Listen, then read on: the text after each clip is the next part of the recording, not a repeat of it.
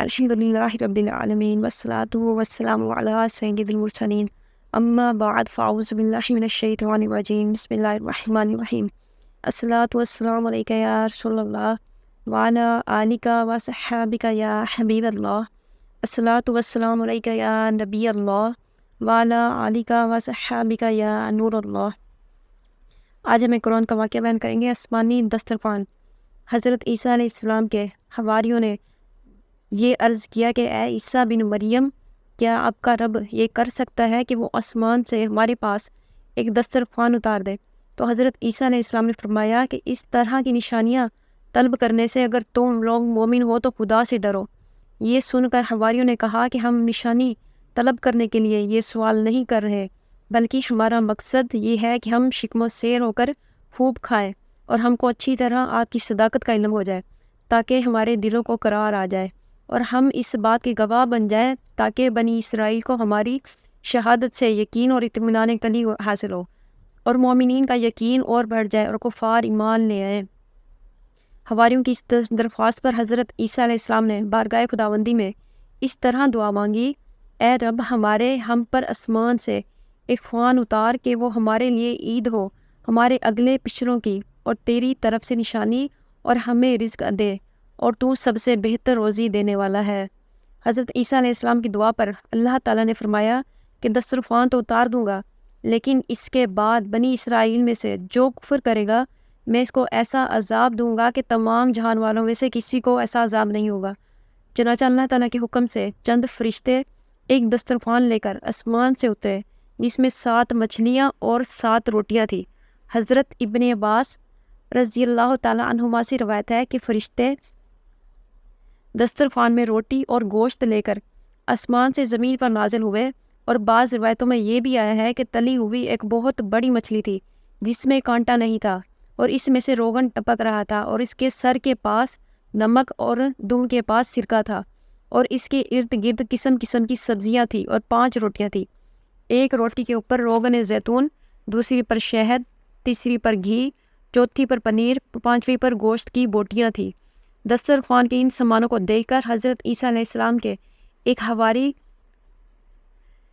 شامون نے کہا کہ جو تمام حواریوں کا سردار تھا کہ اے روح اللہ، یہ دسترخوان دنیا کے کھانوں میں سے ہے یا آخرت کے؟ تو آپ نے فرمایا کہ یہ نہ تو دنیا کے کھانوں میں سے ہے نہ آخرت کے، بلکہ اللہ تعالیٰ نے اپنی قدرت کاملہ سے تمہارے لیے اس کھانے کو ابھی ابھی ایجاد فرما کر بھیجا ہے۔ پھر حضرت عیسیٰ علیہ السلام نے بنی اسرائیل کو حکم دیا کہ خوب شکم سیر ہو کر کھاؤ، اور خبردار اس میں کسی قسم کی خیانت نہ کرنا، اور کل کے لیے ذخیرہ بنا کر نہ رکھنا۔ مگر بنی اسرائیل نے اس میں خیانت بھی کر ڈالی اور کل کے لیے ذخیرہ بنا کر بھی رکھ لیا۔ اس نافرمانی کی وجہ سے اللہ تعالیٰ کا ان لوگوں پر یہ عذاب آیا کہ یہ لوگ رات کو سوئے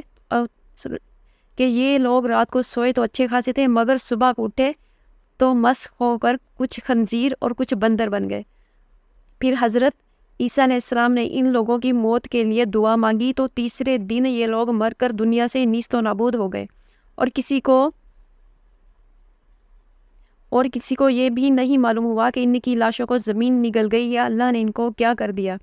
اللہ تعالیٰ نے اس عجیب اور عظیم و عالیشان واقعے کا تذکرہ قرآن مجید کی سورۃ مائدہ میں فرمایا ہے۔ اس واقعے کی وجہ سے اس سورہ کا نام مائدہ رکھا گیا۔ مائدہ یعنی دسترخوان کو کہتے ہیں۔ درس ہدایت ہے کہ واقعہ مذکورہ سے بہت سی عبرتیں اور وصیتیں ملتی ہیں، جن میں سے 2 یہ ہے کہ حضرت انبیاء علیہ السلام کی مخالفت اور نافرمانی کتنا خوفناک جرم عظیم ہے۔ دیکھ لو کہ بنی اسرائیل نے جب اپنے نبی علیہ السلام کی مخالفت نافرمانی کرتے ہوئے آسمانی دسترخوان میں خیانت کی اور کل کے لیے ذخیرہ بنا کر رکھ لیا، تو عذاب الہی نے ان کو خنزیر بندر بنا کر دنیا سے اس طرح نیست و نابود کر دیا کہ ان کی قبروں کا نشان بھی باقی نہ رہا۔ جو لوگ اللہ اور رسول کی امانتوں میں خیانت کرتے ہیں، انہیں اس ہولناک عذاب سے عبرت حاصل کرنی چاہیے اور توبہ کر لینی چاہیے۔ حضرت عیسیٰ علیہ السلام کی دعا میں یہ جملہ کہ جس دن دسترخوان نازل ہوگا وہ دن ہمارے اگلوں اور پچھلوں کے لیے عید کا دن ہوگا، اس سے یہ سبق ملتا ہے کہ جس دن قدرت خداوندی کا کوئی خاص نشان ظاہر ہو، اس دن خوشی منانا، مسرت و شادمانی کا اظہار کر کے عید منانا، یہ حضرت عیسیٰ علیہ السلام کی مقدس سنت ہے۔ حضور انور صلی اللہ علیہ وآلہ وسلم کی ولادت بعد سعادت کی رات اور اس کا دن یقیناً خداوند قدوس کے ایک نشان اعظم کے ظہور کی رات اور دن ہے۔ لہٰذا میلاد النبی صلی اللہ تعالیٰ علیہ وآلہ وسلم کی خوشی منانا اور اس تاریخ کو عید المیلاد کہنا یقیناً قرآن مجید کی تعلیم کے عین مطابق ہے۔ خوشی منانا، گھروں اور محفلوں کی آرائش کرنا، اچھے پکوان پکا کر خود بھی کھانا اور دوسروں کو کھلانا، یہ سب عید کی نشانیاں اور عید منانے کے طریقے ہیں جن پر 12ویں شریف کو اہل سنت جماعت عمل کر کے عید میلاد کی خوشی مناتے ہیں۔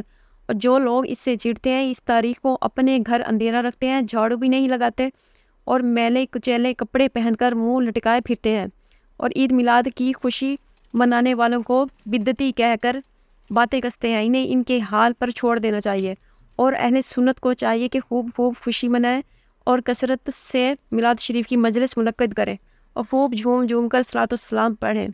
مثل فارس زلزلے و نجد میں ذکر آیات ولادت کیجیے۔ وما علینا الا البلاغ المبین۔ مزید اچھی ویڈیو دیکھنے کے لیے ہمارے چینل کا وزٹ کریں، لائک کریں، شیئر کریں، سبسکرائب کریں۔ جزاکم اللہ خیرا۔ لا الہ الا اللہ محمد رسول اللہ صلی اللہ تعالیٰ علیہ وسلم۔